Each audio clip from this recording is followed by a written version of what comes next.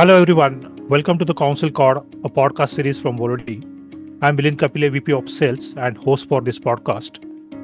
Volody is a legal tech software company started in 2016, and our solution portfolio includes contract lifecycle management, litigation management, and insider trading software. This podcast series aims to offer a legal community of valuable insights through conversations with the top legal experts. We'll explore their professional journey, learnings, challenges, and strategies, as well as their viewpoints. We believe that this series will serve as a rich resource for our audience. After all, it's not about the law, it's about the stories behind it. Today's episode is very exciting to me as we have a very distinguished personality and senior most personality, V.R. Shankar, with us. Welcome, Shankar, to the podcast. Thank you, Milind. Shankar is a law graduate and has over 35 years of rich experience in the legal field. He is currently acting as a president and general counsel for Hindalco, a global manufacturing leader in the aluminum and copper. Shankar started his career with Maruti Udyog Limited, and then he has been working with Marico, a FMCG company, as a manager legal, VP and chief legal counsel for PepsiCo. And Shankar's specialties includes corporate law and governance, mergers and acquisition joint ventures, cross-border transaction IP management, litigation management, and labor laws. Thank you, Shankar, for taking time out to join this podcast. Looking forward for a great conversation. So delighted to be here. Thank you. So, Shankar, how did you get in the field of law? And can you share some of your journey across organizations like PepsiCo, Marico, and Hindalco? So long back, I don't know if I remember why I joined law. But yeah, I think I've always been quite intrigued and passionate about being in this profession. So let's put it this way, that I always wanted to be a lawyer. Okay. Right. So yeah, see, journey, every organization is different. It teaches you something new, something more exciting, challenging. And what has been exciting is that I moved from an automobile to a food and drugs and cosmetics kind of a company to a pure play food company.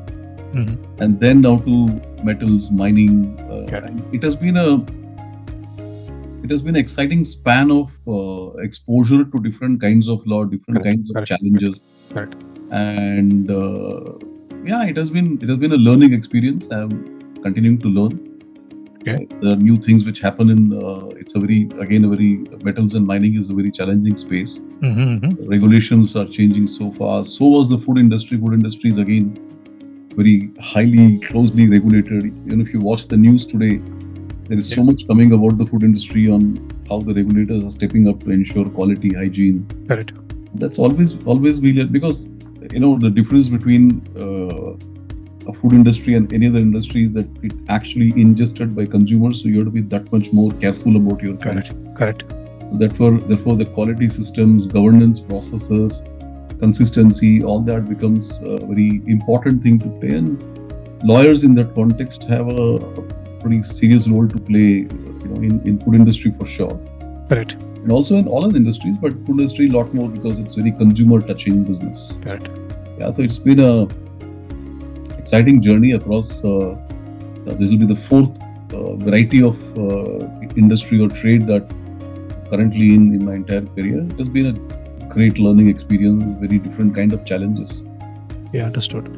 And being in India, basically there are a lot of compliances, government compliances you need to follow, right? Especially into the food industry.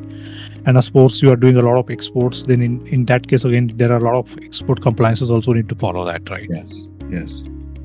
I understand that. So, Shankar, so some of the questions actually, since you are one of the senior most in the industry, so some of the some of the inspiring lawyers who want to become a counsel or general counsels, they just wanted to know basically how do you tackle first 90 days in a new role, and you also have experience actually managing a large team. So, how did you manage a large in-house counsel team? Questions. Okay. So, I don't know first 90 days. For me, every day, even today, looks like the first day. That's interesting. Because, complacency is the biggest enemy for any profession, particularly lawyers. Yeah. Because it's so rapidly changing. Every day is a new day, regulations coming, new court-made law pronouncements which you need to be kept abreast of. So first 90 days, I don't think that's even relevant from a lawyer's point of view in any company. You spend, I would say, even if I need to just answer your question, first 90 days I'll spend in knowing the business. Correct. Right.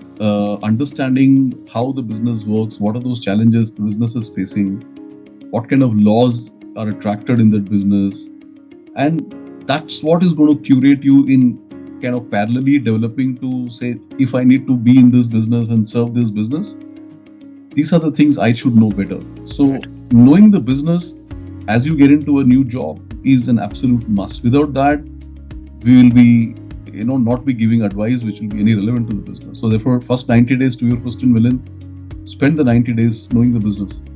Okay, interesting. Right? Yeah. So that's I think table stakes. That's extremely critical. And your second question was, how do you manage your team? Yeah. I don't think you need to manage a team, Milind. Right? Mm-hmm. If you're able to set the right culture, whether it is the youngest member of my team or any senior other members in my team, first and foremost is we are both lawyers. Okay. I have a little bit more experience than the junior lawyers.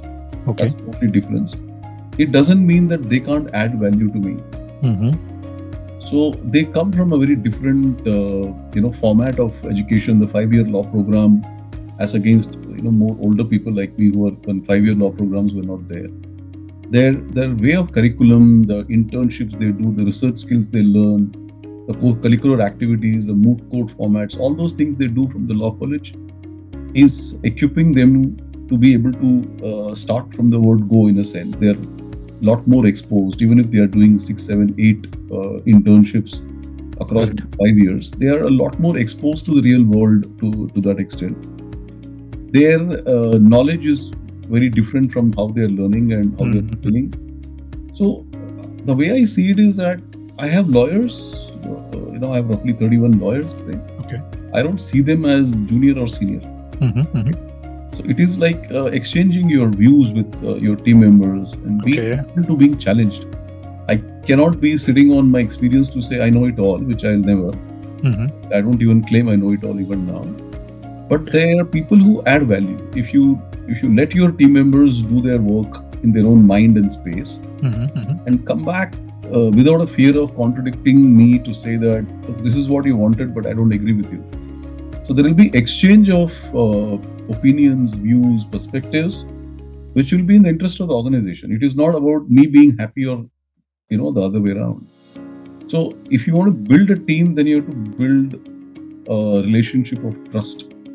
Okay, that's interesting. Trust you to work with you. They should be able to trust you that their views will be respected. They will be respected.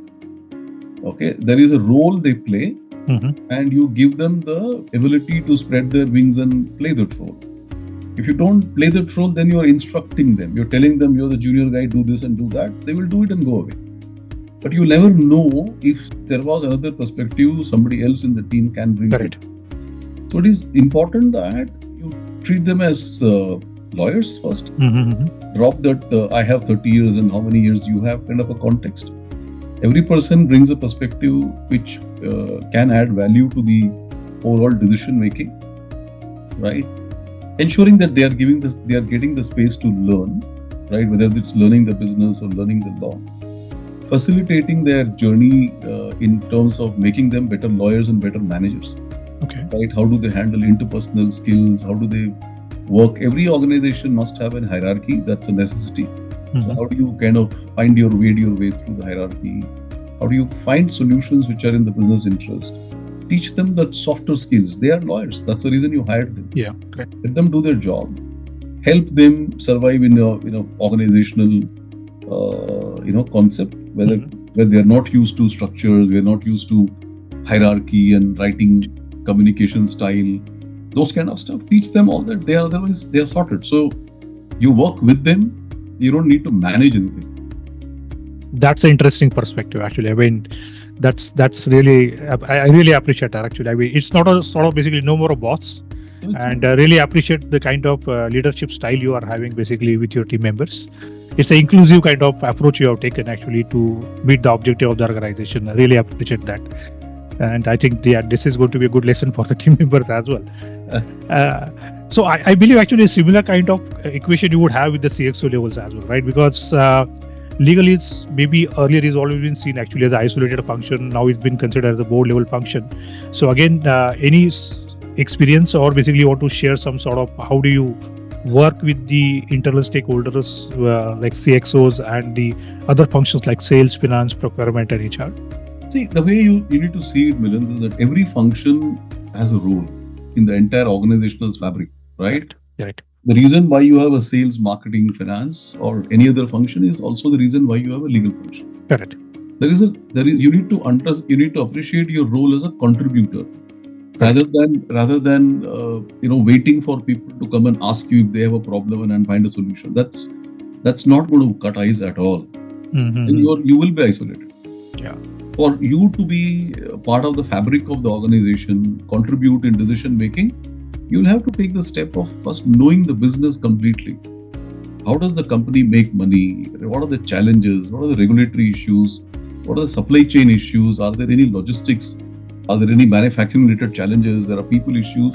You got to understand the entire ecosystem of manufacturing and selling and find what are the various touch points you have in that scope to be able to contribute. You have to be proactive. Mm-hmm. If you still believe that I will react when something is brought to me, otherwise everything is fine, then you will become redundant over a period of time. Correct. That's a very valid point here. Correct. So if you're number one, number two, if you don't understand the business, whether you're talking to your CXOs or your other colleagues within the senior leadership team, you will never be able to contribute to any conversation if you don't know the context of the conversation. Mm-hmm. For you to be able to contribute in a discussion, you should know the discussion. What are the various macro challenges? What are the micro challenges? What is going on? What are we anticipating as a headwind to the business? Right? If you need to be able to earn a seat on the table, then you should be able to sit there and contribute. For you to contribute, you should know it backwards. Correct. You should know it as much as anybody else can know. Then you add your expertise as a lawyer to find solutions, to tell them this is what you're thinking. Can you do it differently as a suggestion? Mm-hmm. Then build on it, because you got to earn respect for them to say, I want to hear the lawyer. Otherwise, we keep reeling under the same old story which is peddled, saying lawyers don't go to them because they always create trouble. I don't think that's even relevant anymore. I don't know what time period was this being spoken about. In the last about, I can tell you at least the last decade and a half or so, the entire role dimension has changed. Mm-hmm. If you want to be in the business, then you have to be in the business. Understood. That's an interesting point actually, Shankar. So Shankar, my next question is again,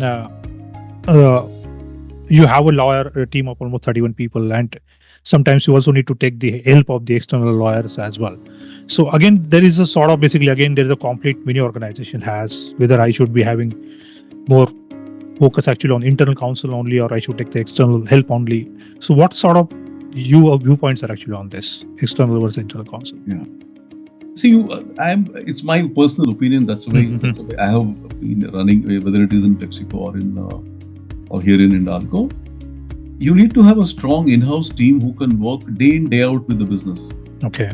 Therefore, they need to be, as I said, they need to be part of the fabric of the business. Mm-hmm. They should be able to anticipate, problem solve. Not everything can be anticipated and solved. Then there is a bit of a consequence management you do, whether it is litigation or otherwise. So you need to mitigate or reduce litigation. Therefore, you need in-house people who are working with the business guys on a daily basis. Mm-hmm. Okay? You're able to work with them, think with them, anticipate risk, mitigate the risk in the plan of execution, so that you come to very less issues. Correct. From a commercial litigation sense, I have not litigated on a commercial litigation in the last 4 years. Mm-hmm. We just completely, it's a waste of company's money and time. Okay. Plus, you burn bridges with your stakeholders, your business partners, who are as critical to any business. So if there is a dispute or if there is a disagreement, there are only two sides to it. Either I'm right or you're right. Yeah. Right. The mediation, the faster you get to mediating a problem, finding the actual cause and solving for it, fighting a commercial litigation is completely unadvisable, and I'm strictly against it personally. Okay. Number one. Number two, external lawyers play a very critical role, very important role. There are people who have developed expertise over the years in a particular subject, which, despite the best of effort, given the multiple challenges, an in-house lawyer may not be able to get that deeper insight into certain specific areas. So you do need help from external lawyers to that extent, which you should. Right? There is no ego issue saying I know it all. You will never know it all. Number one. Number two, we cannot appear in court and argue ourselves. So you need, if in a litigation situation, you need external lawyers to think through, strategize, brief theory counsels. All of that is equally important. So there is a role which an internal in-house lawyer plays, and there is a role external lawyer plays. Your job as an in-house lawyer is actually to ensure there is no litigation. There are no disputes. You are putting structures, governance processes, streamlining SOPs and administering them, walking with the clients, helping them do it the right way as much as possible so that you avoid litigations. Avoid commercial disputes, avoid issues going to court. Right? If you're able to achieve that, I think you've done your job, but still there will be a situation where you will need external counsels.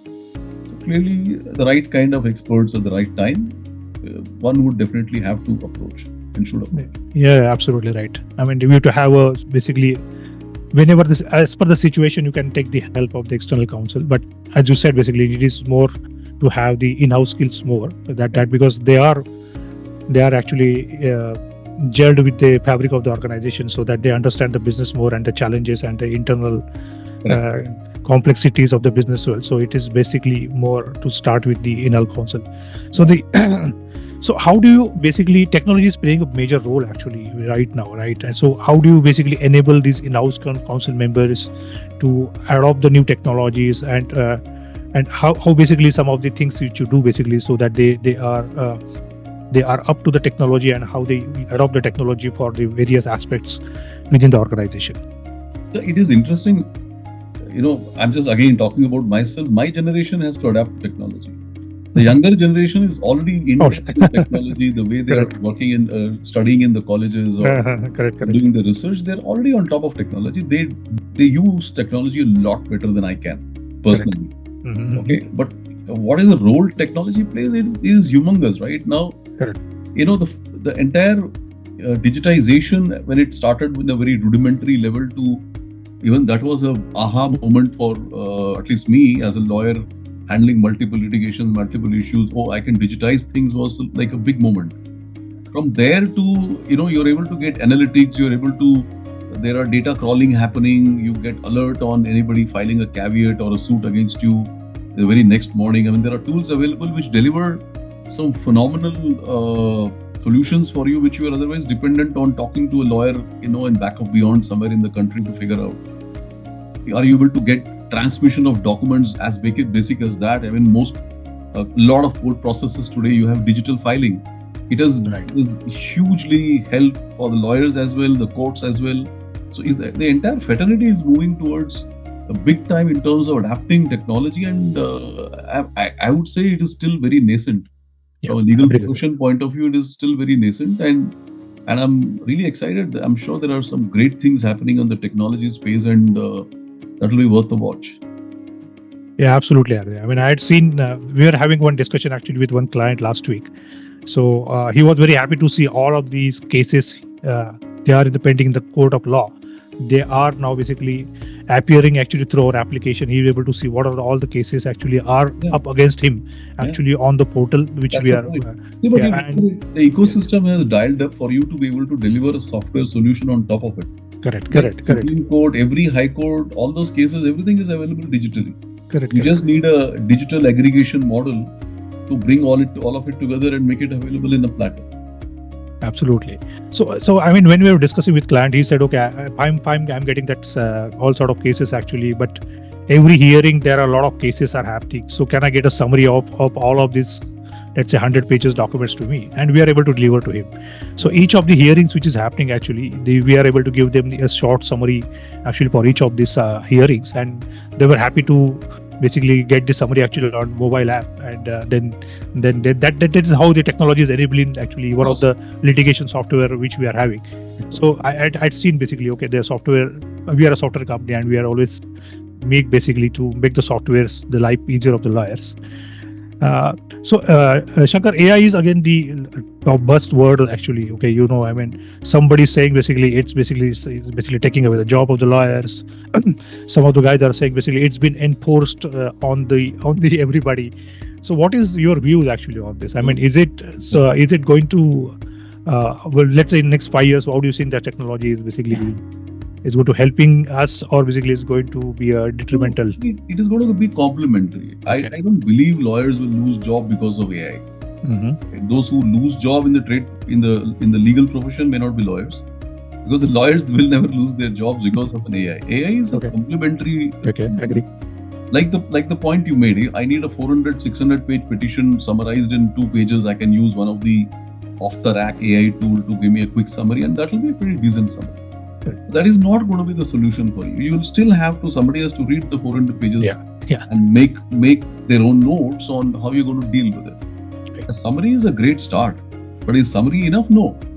You still need somebody to read it. Correct. Yes. And read it in the context of what you want to make out of that reading. Absolutely. That will require skills. Yeah. AI will never supplement you, right? You can maybe create a nice contract quickly, but is that the contract I can blindly sign off to my client? No. I still have to validate it. Correct. It is taking away my time and effort of, putting together my best case contract. I can have a clause library, I can drop and do a drag and drop, create one quickly, but I still have to review it myself. You need a human being called lawyer to be able to add value to the tool, right? The tool is only simplifying or minimizing your effort. Correct. You're able to turn around things and maybe avoid spending time on something which you can use it for some other purpose. So the tool, is it an enabler? It is absolutely an enabler. Correct. Is it going to replace or substitute lawyers? The answer is no. I agree with you actually. I mean, so all these AI, I mean, this upon the technology and the use cases are evolving over a period of time, but human intervention is of course going to be there. And that's basically for not only for legal, but it's for even for it's saying basically this is good. So software jobs are going to go away. But it can do us basic software coding. But for these software engineers will be required. Issue, right? In every profession, including lawyers, you need to keep reinventing yourself. Right. If you don't reinvent yourself and keep making yourself relevant, something like an AI, can it substitute you? Yeah, because you stopped learning long back. Yeah. Something else can do at least 80% of your work. Correct. Yeah, somebody said basically, okay, AI will not replace you, but it will replace the people who are not going to use the AI. Yes.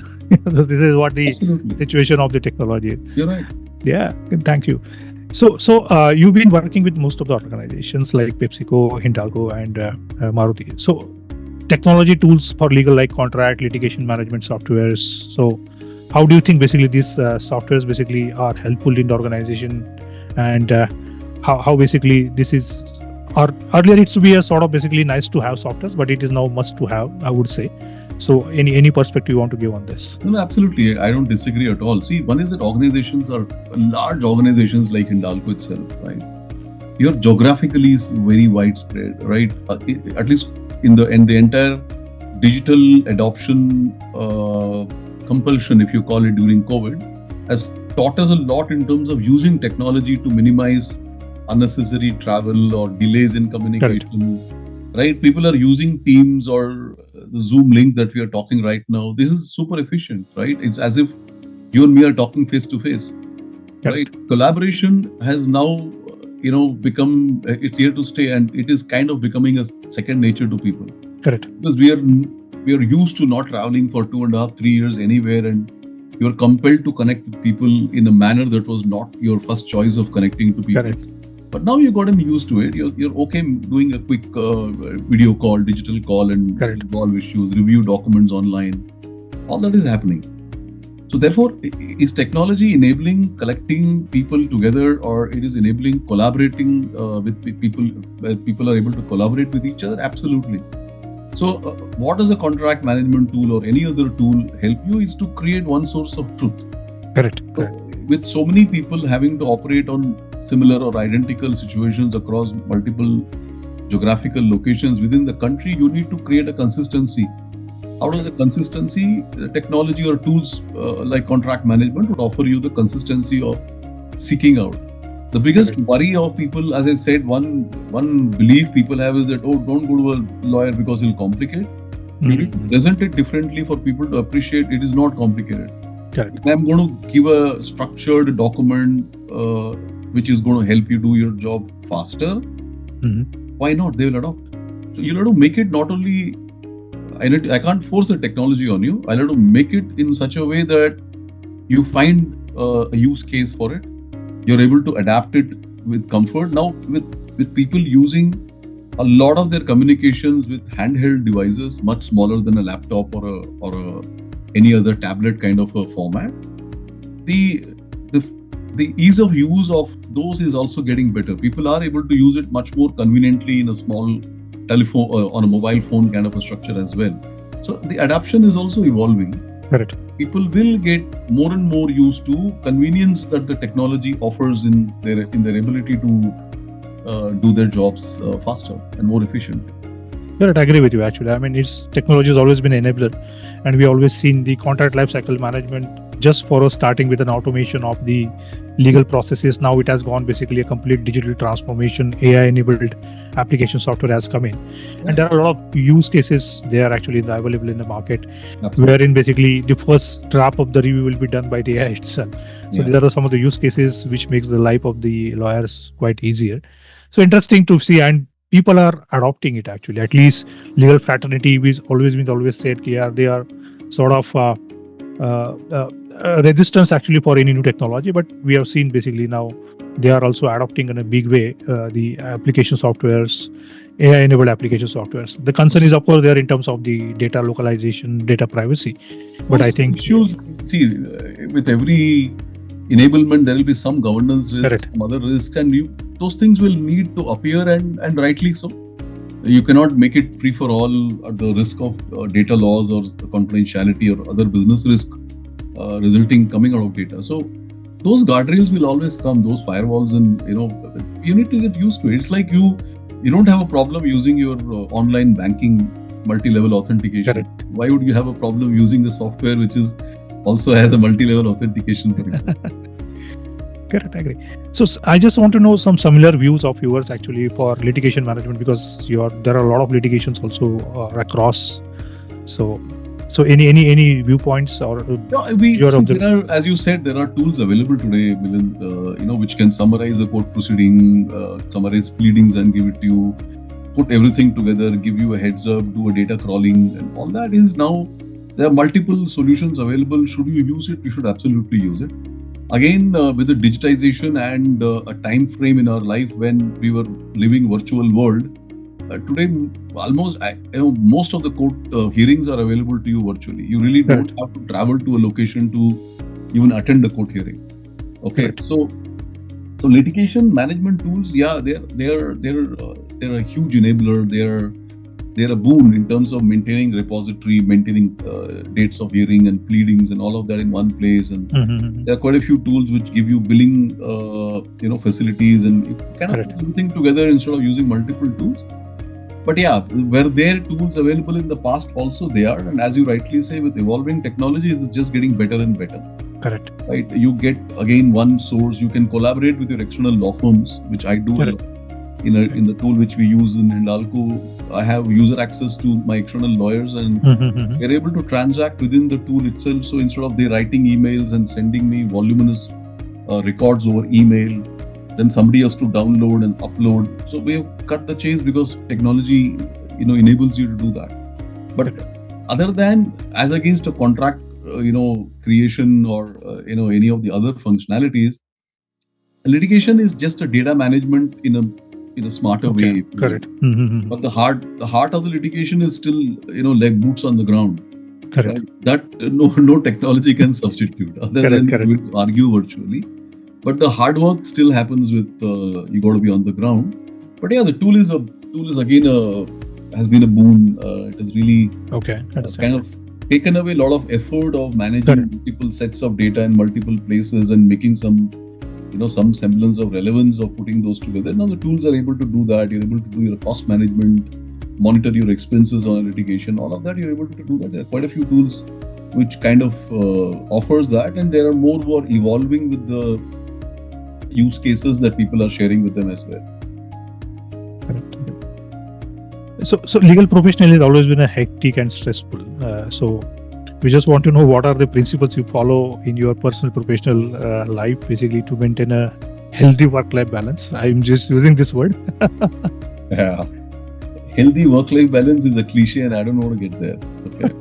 There are people who would hear this and they will dislike me already.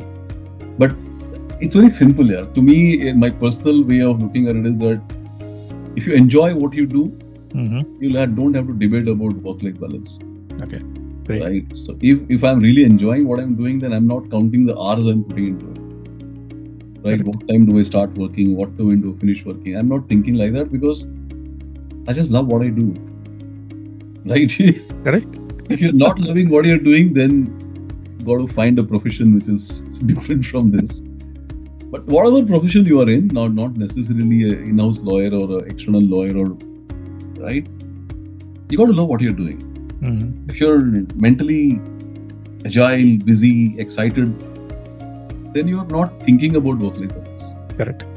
That's my.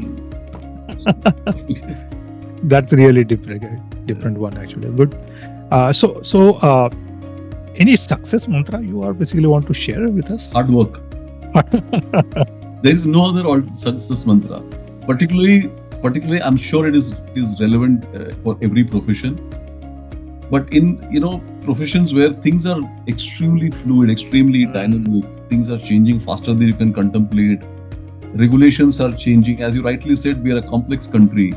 There are state regulations, there are local regulations, central regulation, there are court orders. Everything is flying around you, right? So if you need to stay abreast with whatever is going on, and you have to be able to live feed the business to say, hey, whatever I told you yesterday, that's got to change because something has happened. So if you're not telling them fast enough, then you are, not doing service to them. They'll be doing something which will be contrary to law because you didn't tell them in time. So you got to, as I said, if you enjoy what you're doing, you love what you're doing, and you're able to work hard, you're okay. I agree with you, actually. Absolutely agree with you. I mean, you need to be passionate, actually, what you do, actually. I mean, that basically simplifies a lot of questions which comes in your career way. So what advice would you like to give to the young professionals starting in the field like legal, and what do you think basically the skills they should have actually? Yeah, I don't know if this is the right forum to say this, but too much of technology dependence is taking them away from doing some of the basic stuff that we used to do, to keep ourselves abreast of it. Right? Okay. There are now shortcut news apps available, and you're used to reading news in a mobile screen which is more than 10 lines. Correct. Right? People have gone away from reading newspapers or staying connected with any of the premium financial newspapers, right? Or so you're just not connected to the larger world ecosystem, right? You're wanting too much too fast. Okay, it is a legal profession. I can talk about the profession I know best. It is a hard yard, right? Success will come to you for sure. There's no two ways about it. But you will have to be willing to dig it out and stay there. Correct. Right. Superficially, in any profession, you can't succeed, including legal. Okay. Correct. Right. I can't comment to other professions, but something which is not definite in my life every day, what I believed I knew very well yesterday could change today. Right. So unless I'm able to put my, hard work into it, keeping abreast with the challenges, knowing what's around you, what else are the headwinds which are potentially affecting, stretching your day, right? That's extremely important. There is a time in life where you would need to, don't do it for anybody. Do it for yourself. Correct. You need to be relevant tomorrow in your profession. You want to grow really to bigger jobs, bigger responsibilities, and higher stature roles. You will have to put the hard work. Correct. Right. And if you can't do it today, as you grow bigger, you get into all the, challenges and responsibilities and all of it, you get less and less time to be able to dedicate. As a young, lawyer coming right out of the college, you will have to really put your hard work. Yeah. And that is now. Mm-hmm. That is not tomorrow. That is not later. Okay. Be open to learning. Mm-hmm. I have done 5 years of grinding learning in my college. I'm done with learning. Then you're in the wrong profession. This is a lifelong learning job. Correct. Right? I mean, as I can remember, I think only lawyers and doctors say that we practice law and practice medicine. Because we are practicing till we die. Yeah. Because it is changing every day. It is evolving every day. Right? The advice I gave yesterday, I'll have to go back and tell them, you know what, that advice is not right anymore because the law has changed. It is evolving to that level. So there is absolutely no way you will succeed without you investing time in learning. Mm-hmm. Learning every day. Right? The bottom line, Milind, is that if you're in the profession for the passion and you enjoy what you do, everything, even the young lawyers will love it because they are there for the passion. Absolutely agree with you. And that's a very important statement, actually, Shankar, on this. So thank you very much for sharing your insights with us today. Is anything else you want to add before we wrap up? Not at all. Keep learning and stay in line with the technology. I can't say you can stay ahead of the technology, but at least don't do a catch-up. Travel together. The world is changing. Adapting to technology, way faster, and we need to learn and unlearn, relearn on a continuous basis. You got to find more use cases. I'm sure we've not even explored a minuscule part of what the technology can do to help us. Right? Keep thinking innovatively, and there is some exciting stuff we are doing internally with our IT team on using AI. As a legal assistant, which has not been tried so far. Okay, great. Yeah, so you got to. Technology is fascinating. Absolutely. You think about something, there are people who can creatively deliver it for you. Keep reworking it, keep evolving it. There is always a use case you will find in every profession, including legal profession, on how technology can enable your life better. How much you can automate. There is so much of time it is going to vacate for you to be able to do that creative thinking and creative execution that you need to do, instead of employing time which technology can perhaps do it for you. So make use of the technology and make space for yourself. I'm sure the work-life balance question will also possibly get addressed if you use more.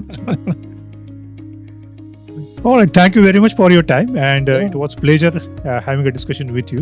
Thank you very much. Pleasure to be here. Thank you very much for having me on. Thank you. Thank you.